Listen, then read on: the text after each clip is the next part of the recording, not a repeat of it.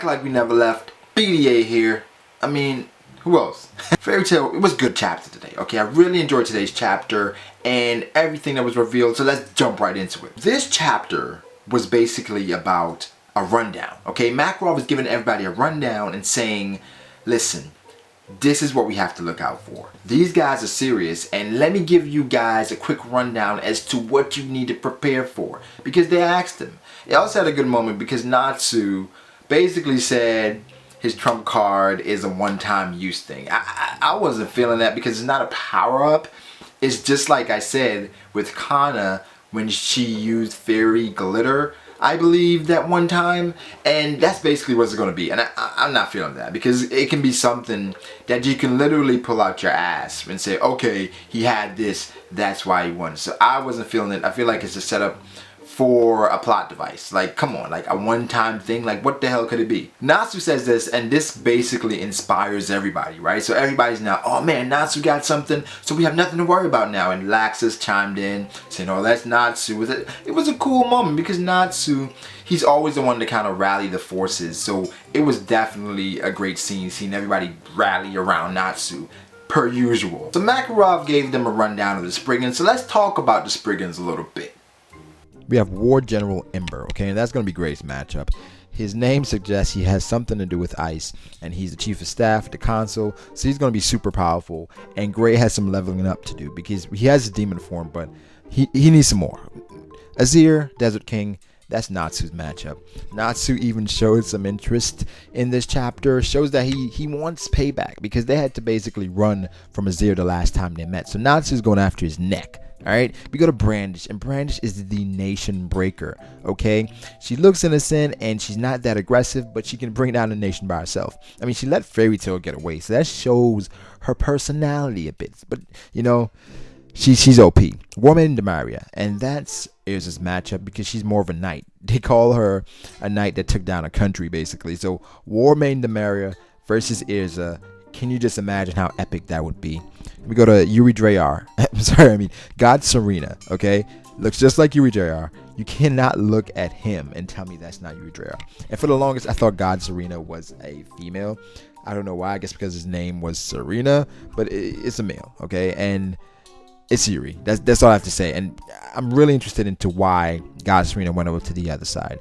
We have the adjudicator Waru Ito, and his name means bad person, and adjudicator means judge. So is he a judge of bad people? I'm interested to see what his powers mean because he has to be epic, okay? Just has to be. Mage King August, as his name suggests, he's the Mage King, and Makarov was just terrified talking about him.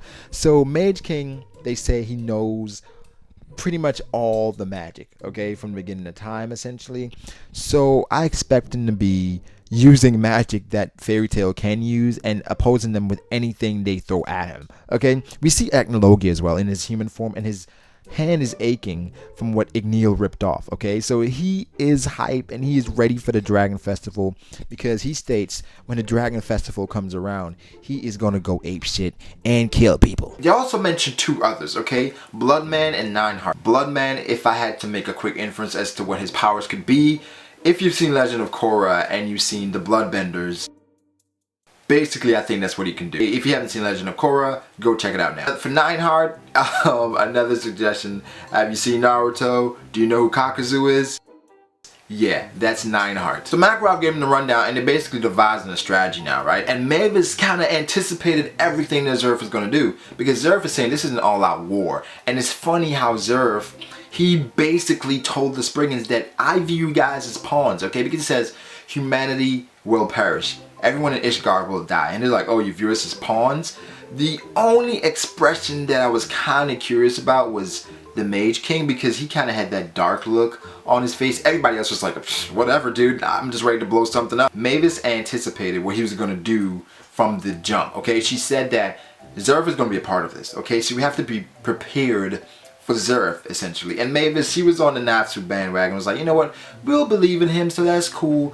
And this is basically a war prepping chapter. Next chapter, I believe, has something to do with Parent, so maybe Gildarts shows up. So where the hell is Gildarts, by the way?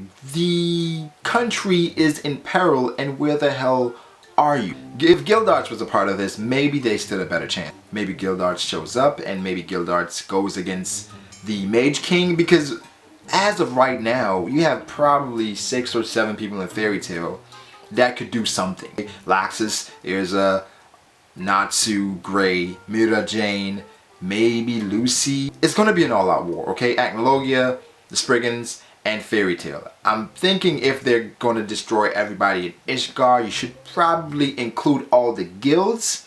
Let them know what's going on, okay? So you can get Jura, you can get, who else am I forgetting? You can get Jura, Leon. Get those guys, okay? Get the other Wizard Saints to help you. I believe that's what's going to happen, because Fairy Tail can't do this on their own. Every time you see Fairy Tail, they're basically taking guys out by themselves, but this is a power that they really can't handle on their own. Sabretooth, Sting, Rogue, Orga, get Rufus, get all those guys. Minerva, get them in so they can do the damn thing. That's all that happened though. It was a great chapter. The Spriggans and the reintroductions. I'm really interested in the rest of the Spriggans. Bloodman, Nineheart. I wonder if somebody has a name or moniker like Cloud Ninja. That's it though. Let me know what you think about the Spriggans. Who you think are going to be matched up, and will we see Gildarts? Like, what the hell? Like the video if you did. Comment, subscribe, and have a great day, guys.